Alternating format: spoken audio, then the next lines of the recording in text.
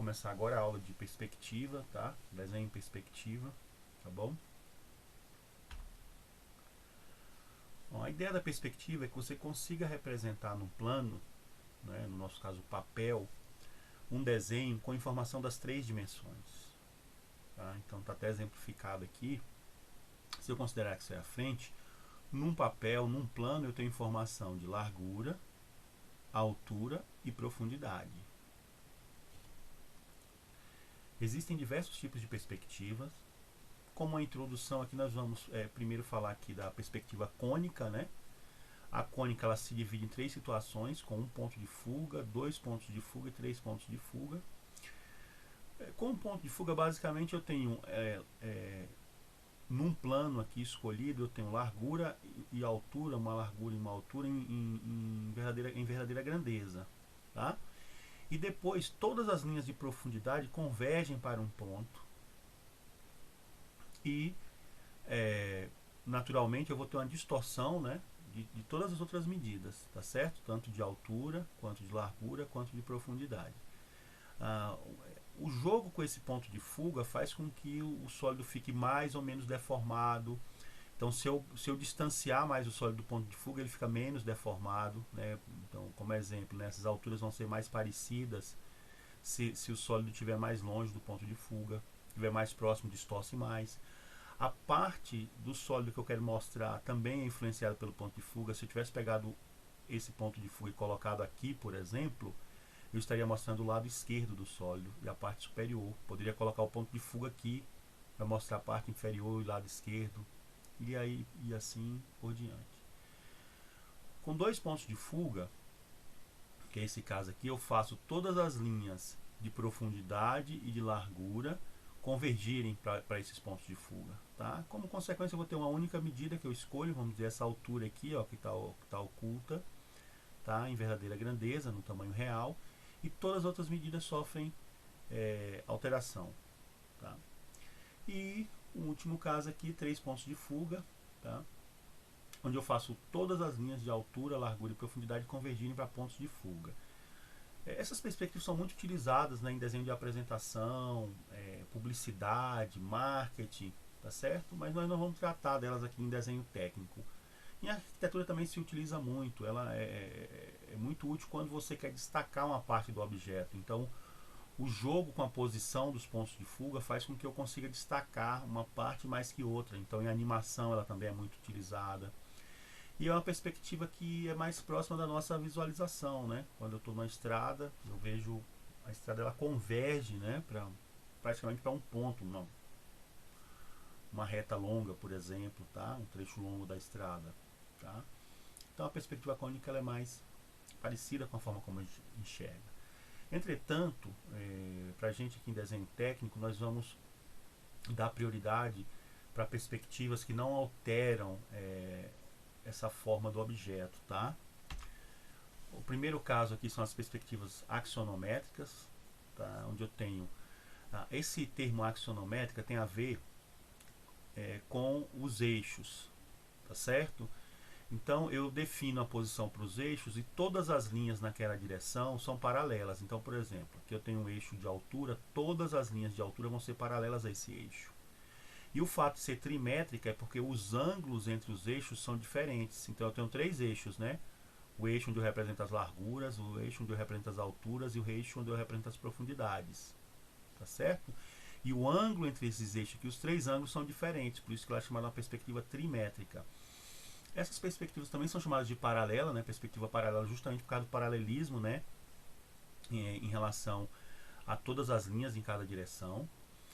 Tem o caso aqui da dimétrica, né? Onde eu tenho este ângulo, por exemplo, e esse ângulo igual e esse outro ângulo diferente, tá? E finalmente aqui a isométrica, que é uma das perspectivas que nós vamos utilizar no nosso curso, onde eu tenho todos os ângulos entre eixos iguais. Então aqui é 120, 120, 120. Esse é o tipo de perspectiva que a gente vai utilizar aqui no nosso curso, tá? Essa questão de usar dimétrica ou trimétrica depende de como a gente quer destacar alguma parte do objeto, tá? Então você joga com esses ângulos para destacar alguma coisa do objeto. Observem que essas perspectivas, elas são perspectivas com 3 pontos de fuga, né? quando eu coloco os pontos de fuga no infinito, né? Então, se eu voltar um pouquinho aqui, quanto mais próximo esses pontos de fuga estiverem do objeto, eu vou ter uma deformação maior. E quanto mais distante, menor. No infinito, essas linhas todas vão ser paralelas. Então, eu tenho uma perspectiva paralela, né? Ou uma perspectiva axonométrica, tá bom?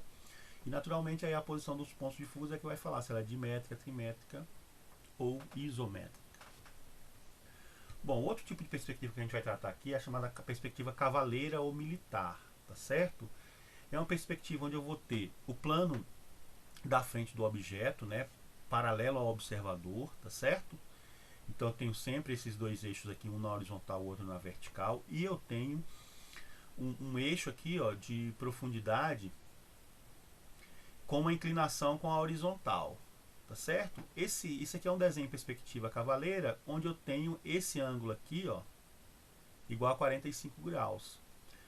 Ela traz uma distorção, vamos dizer assim, visual para o objeto, que a profundidade fica exagerada, né? Visualmente exagerada, tá certo? Então, por exemplo, isso aqui é o desenho de um cubo em perspectiva isométrica com ângulo de 45 graus.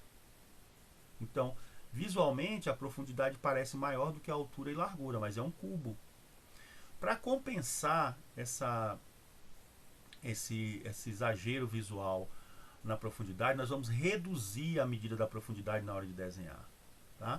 E essa redução depende do ângulo que a gente vai utilizar. Se eu utilizar um ângulo de 45 graus, eu vou reduzir a metade.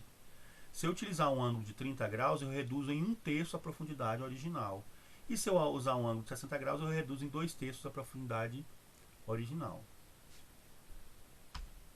Só para a gente ter um resumo dessa questão dos ângulos, né? Ó, um cubo em perspectiva cavaleira com ângulo de 30 graus. Quando eu reduzo em 1/3, ele parece muito mais um cubo, né? Com a redução, quando eu comparo com a situação original sem a redução. 45 graus, vou reduzir a metade, está destacado aqui em vermelho, porque é o tipo de perspectiva que a gente vai adotar no nosso curso. Nós vamos utilizar sempre perspectiva cavaleira com 45 graus. Tá? Então, eu já tinha falado para vocês que a gente vai usar isométrica. E também agora estou falando da cavaleira com 45 graus. Tá? Então são as duas perspectivas que a gente vai exercitar aqui no curso. A isométrica e a cavaleira com ângulo de 45 graus. Tá? E esse último caso é uma perspectiva, um cubo, né? Todos os casos aqui são cubos, desenhado em perspectiva cavaleira com ângulo de 60 graus. Aqui quando eu reduzo em 2/3. Então ela parece muito mais um cubo com a redução quando eu comparo com a situação inicial do cubo sem redução. Nós vamos começar desenhando a perspectiva isométrica, tá? Eu optei por utilizar o mesmo sólido que nós vimos ali nos slides. Primeiro pela simplicidade, mas também porque o primeiro exercício que vocês vão fazer é parecido com esse sólido.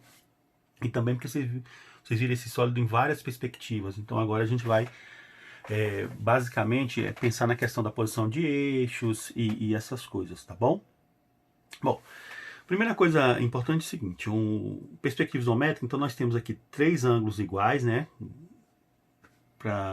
entre os eixos de cada direção, mas eu posso utilizar também a projeção desses eixos, né, então a projeção desse eixo para cá, a projeção desse eixo para cá é uma coisa assim. Eu continuo desenhando em perspectiva isométrica, tá certo? Só que com a posição dos eixos um pouquinho diferente. Vocês podem escolher qualquer vértice para colocar a origem do sistema.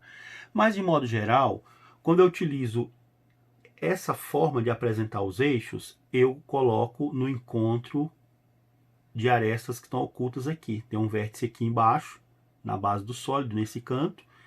Eu utilizo essa. E quando eu quero colocar a origem nesse vértice aqui, eu utilizo esse. Mas é uma opção de cada um, pode colocar em qualquer vértice. Vocês vão começar a exercitar e vão se acostumar com isso e vão ver como é que vocês querem trabalhar, tá bom? Então, o ponto de partida é a construção. Eu vou adotar o eixo nesse formato, tá certo? Colocando no vértice que está aqui oculto, tá? Então, primeira coisa, a construção dos eixos. Se eu observar aqui, né? Se eu traçar uma linha aqui, auxiliar, eu vou ver que eu tenho aqui, ó, 90 graus e 30 graus. 30 graus é o ângulo, é esse ângulo do esquadro, né?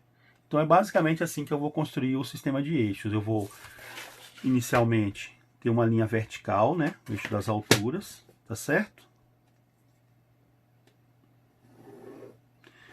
E a partir dessa vertical do eixo das alturas, eu vou fazer 30 graus com a horizontal aqui para construir um eixo para esse lado e 30 graus o eixo para o outro lado, tá? Eu posso colocar aqui, né? Pensar numa coisa assim, ó.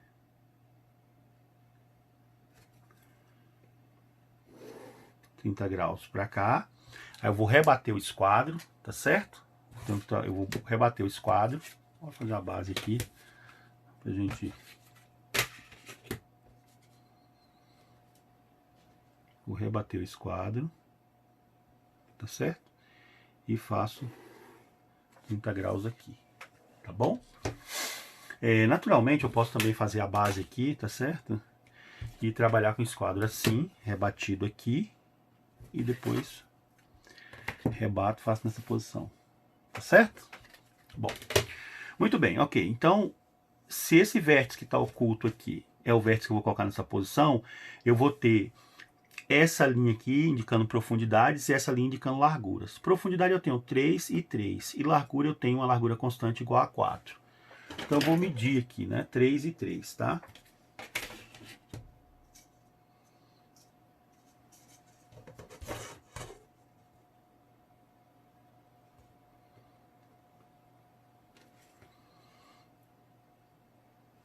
Três e 3 e 4 na largura.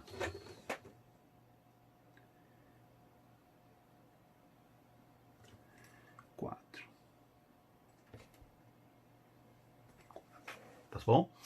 Aí a partir daqui eu vou traçar linhas auxiliares.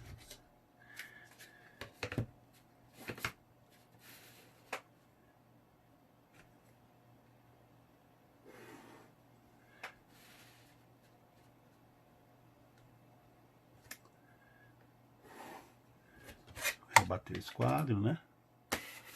Outra direção.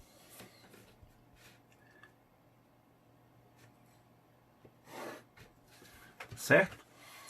Bom, nessas intersecções eu vou traçar linhas verticais, que são linhas que eu vou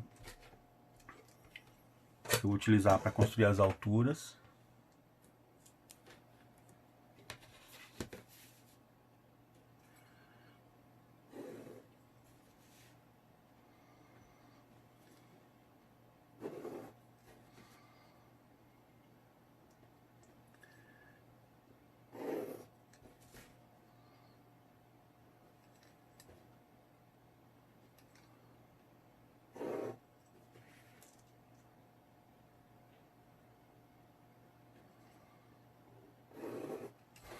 Observem, todas essas linhas são auxiliares, né? Então eu estou construindo elas em lapiseira 0,3 ou 0,5. Agora eu vou marcar as alturas, as medidas de altura, 2,5 e 2, né?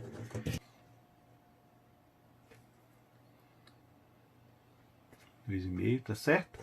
E aqui eu tenho 2,5 mais 2, 4,5. Vou marcar aqui 4,5.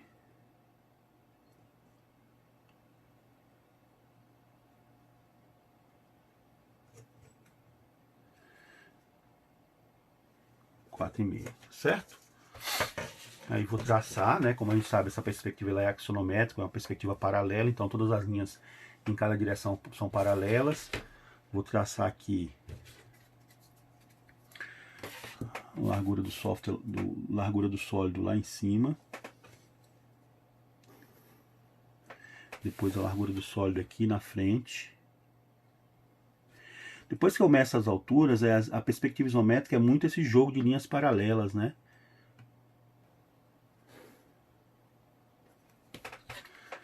Depois vou rebater o esquadro. Quando eu rebato o esquadro, agora eu estou traçando linhas de profundidade, tá certo?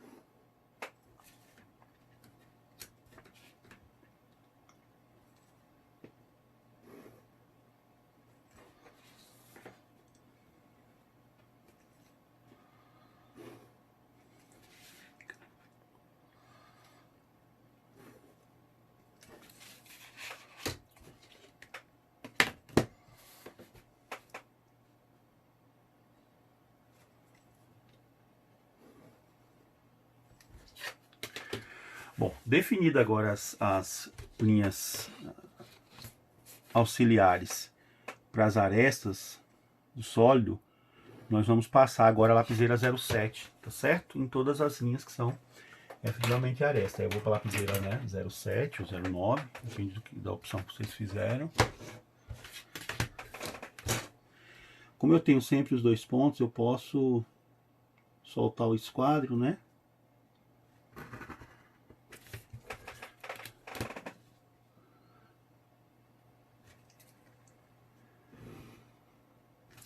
Tô fazendo ela bastante forte aqui por conta do vídeo, tá? Porque senão às vezes não fica muito visível no vídeo. Mas vocês podem utilizar uma compressão, vamos dizer assim, no grafite um pouco mais suave, tá?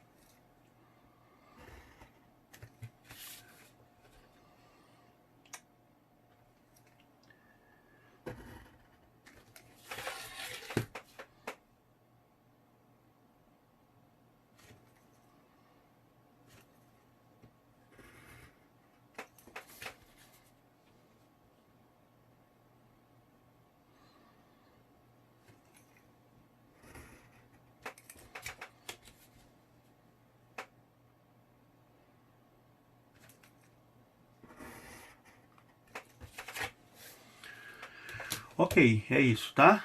Uma coisa que a gente tem que ter cuidado, né, na compressão é justamente com a quantidade de pó de grafite que vai soltar, porque quando você também faz uma compressão muito alta, dependendo do grafite que você utiliza, acaba borrando muito desenho, o próprio fato de você passar os esquadros sobre o desenho, tá certo?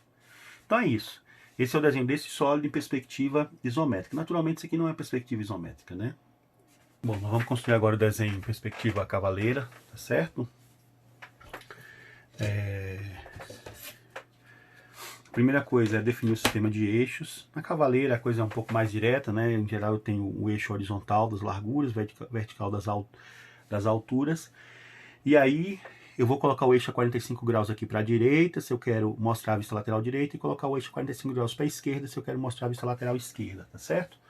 No nosso caso eu quero mostrar a vista lateral direita, então eu vou ter o eixo vertical.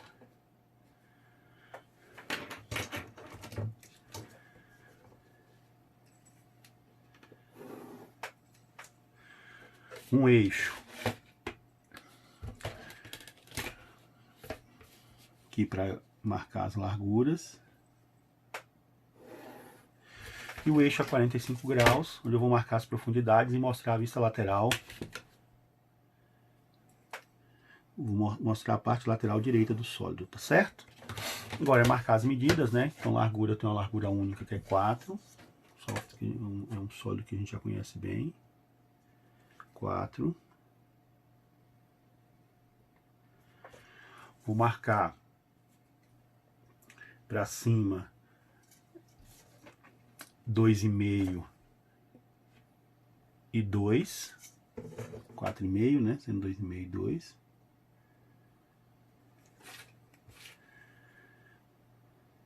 2,5 e 2. E profundidades eu tenho 3 e 3, né? 6 no total, 3 e 3. 6, que é a profundidade total. E 3.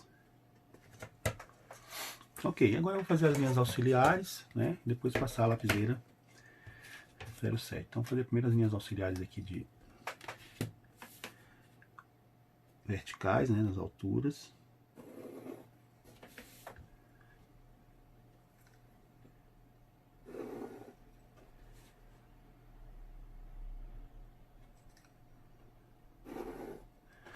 Agora profundidades.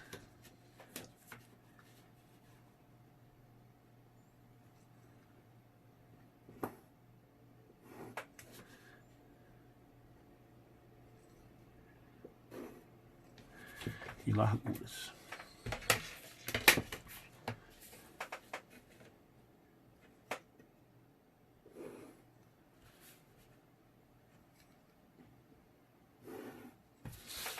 Novamente, né, assim como na perspectiva isométrica, eu tenho muito esse jogo de paralelas, né? Então, agora, por exemplo, tá faltando uma linha aqui, ó, na direção da profundidade, tá certo?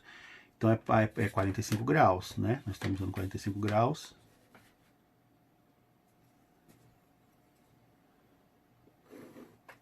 Tá certo?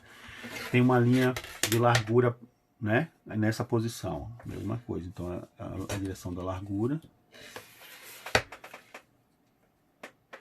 Na verdade, na medida que vocês vão pegando experiência e construindo, vocês já vão saber quais linhas vocês têm que traçar. Então, vocês já, de certa forma, conseguem ser mais ágeis, né? No sentido de já ir construindo as linhas que vocês sabem que vão precisar, tá?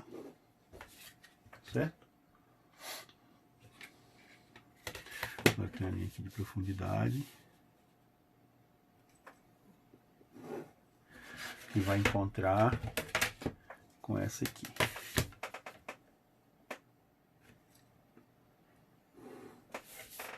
Tá bom?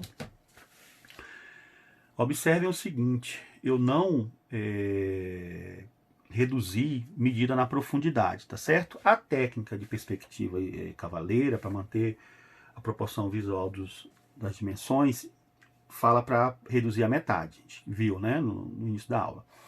Ocorre que nós vamos ser usuário dessa questão de perspectiva, até nós vamos utilizar desenho em perspectiva para construir alguns desenhos. Então, nós não vamos reduzir essas medidas, por um motivo simples. Como nós vamos fazer uma aplicação específica, experiência de vários anos anteriores, quando você coloca as duas coisas num sólido complexo, onde você vai reduzir a profundidade e entender qual é o sólido, que é esse conteúdo novo que a gente vai ver, você acaba ficando com dois problemas e muitas vezes o aluno erra por conta de esquecer de reduzir alguma medida de profundidade. Não é o objetivo é a questão do desenho em perspectiva de sólidos, tá bom? Então nós não vamos reduzir a profundidade aqui no nosso curso, tá? Mas vocês sabem que a técnica de desenho de perspectiva cavaleira, né, eu preciso reduzir a profundidade de acordo com o ângulo de inclinação dessas linhas de profundidade, tá certo? Bom, agora vamos passar a lapiseira 07. Aí só por uma questão de ficar melhor no vídeo, eu não vou passar nem a lapiseira 07, vou passar uma caneta aqui de outra cor, só para ficar bem marcado, porque o vídeo às vezes não fica muito claro, né? Essa questão da lapiseira 07, tá? Então eu posso até usar o esquadro solto e vou passar aqui a lapiseira 07, que no meu caso é uma caneta que eu vou passar aqui para ficar mais destacado no vídeo, tá?